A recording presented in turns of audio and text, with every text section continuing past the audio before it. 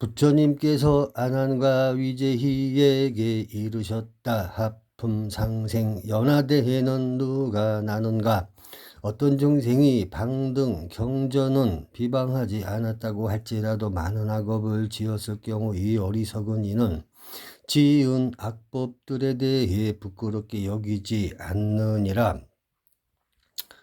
그러다가 수명이 다해갈 때 선지식이 나타나서 대승 12부경의 경전 제목을 말해주면 경전 제목을 들은 까닭에 일천겁 동안 지은 무거운 악업들을 제거하게 되며 지혜로운 이의 합장하고 아미타불을 부르라는 가르침에 따라 부처님의 명호를 부르면 50억 급 동안 받을 생사의 죄가 없어지게 되느니라. 그때 아미타불께서는 화불과 화신 관세음보살과 화신 대세지 보살을 보내시나니 행자 앞으로 간 화신들은 찬탄하느니라. 장하다 선남자야, 그대가 부처님의 명호를 불러 죄가 소멸되었기에 맞이하러 왔노라. 이 말을 들은 그는 방 안에 화불의 광명이 가득 찬 것을 보고 기뻐하면서 숨을 거둔 다음 보배 연꽃을 타고 화불의 뒤를 따라가서 보배 연못 가운데 태어나느니라. 49일이 지나면 그 연꽃이 피어나나니 연꽃이 필 때 대자대비하신 관세음보살과 대세지보살이 큰 광명을 바라며 그 사람 앞으로 와서 그를 위해 깊고 미묘한 12부경을 설하여 주느니라. 법문을 들은 그는 믿고 이해하여 무상두심을 바라게 되고 10소곱이 지나면 법 명문을 갖추어 초지에 들어가느니라. 이를 이름하여 하품상생이라 하나니 불법승 삼보의 이름을 들으면 왕생을 할 수 있느니라. 부처님께서 안한가 위제이에게 이르셨다. 하품 중생 연하대해는 누가 나는가. 우개나 팔재개나 구족개를 헐뜯거나 범한 중생들이니 이 어리석은 중생은 승단의 재물을 함부로 갖거나 승려 개인의 물건을 도둑질하고 청정하지 않은 설법을 하고도 부끄럽게 여기지 않으며 온갖 악한 법으로 자신을 장엄하느니라. 이와 같은 죄인은 악업의 과부로 지옥에 떨어지게 되나니 그의 목숨이 다할 때가 되면 지옥의 온갖 불꽃이 한꺼번에 몰려오느니라.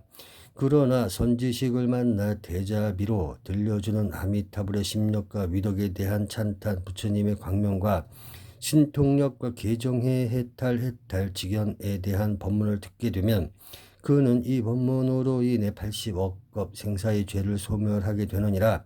그 순간 지옥의 맹렬한 불길은 청량한 미풍으로 변하고 하늘의 꽃들이 내려오나니 그 꽃들 위에 나타난 화불과 화신보살이 그를 영접하여 일념의 짧은 순간에 칠보 연못 가운데 있는 연꽃 속에 태어나게 하느니라. 그 연꽃은 6겁이 지나면 비로소 피어나나니 연꽃이 피어날 때 관세음보살과 대세지보살이 범음성으로 그를 편안하게 위로한 다음 심오한 대승의 경전을 설하여 주며 이 법문을 들은 그는 곧바로 무상도심을 바라느니라. 이를 이름하여 하품중생이라 하노라. 부처님께서 아난가 위제이에게 이르셨다. 하품하생 연하대인은 누가 나는가.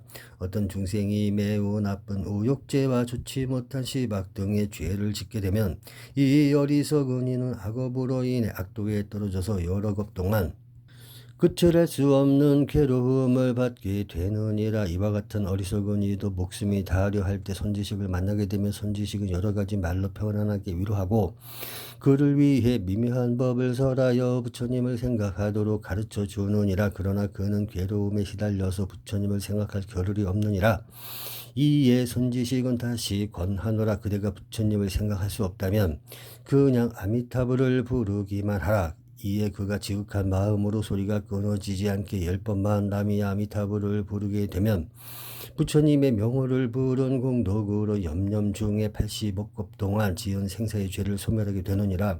그리하여 숨을 거둘 때 태양처럼 큰 금연화가 앞에 있는 광림경을 보게 되고 일념 사이에 극락세계로 왕생을 하게 되느니라. 12대 겁이 지나면 그 연꽃이 비로소 피어나게 되나니 꽃이 피어날 때 관세음보살과 대세지보살이 대자대비한 음성으로 그를 위해 제법의 실상과 죄를 멸하는 법을 자세히 설하여 주면 그 법문을 듣고 한이하여 부리심을 바라느니라. 이를 이름하여 하품하생이라 하노라. 이상의 하품상생을 그를 위해 제법의 실상과 죄를 멸하는 법을 자세히 설하여 주면 그 법문을 듣고 환희하여 부리심을 바라느니라. 이를 이름하여 하품하생이라 하노라. 이상의 하품 삼생을 관하는 것을 하배에 태어나는 관상이라 하며 16번째 관이라 이름하느니라. 세존께서 이 16관법을 설하였을 때 500명의 시녀들과 함께 부처님의 설법을 들은 위제희 부인은 극락세계의 광대하고 장엄한 모습과 함께 아미타불과 두 보살의 몸을 보고 환희하면서 일찍이 없었던 일이라며 찬탄을 하였고 화련히 크게 깨달아 무생법인을 얻었다.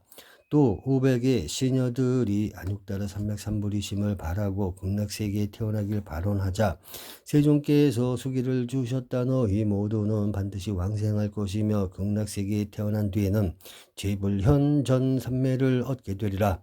그때 한량없이 많은 천인들도 무상두심을 바라였다.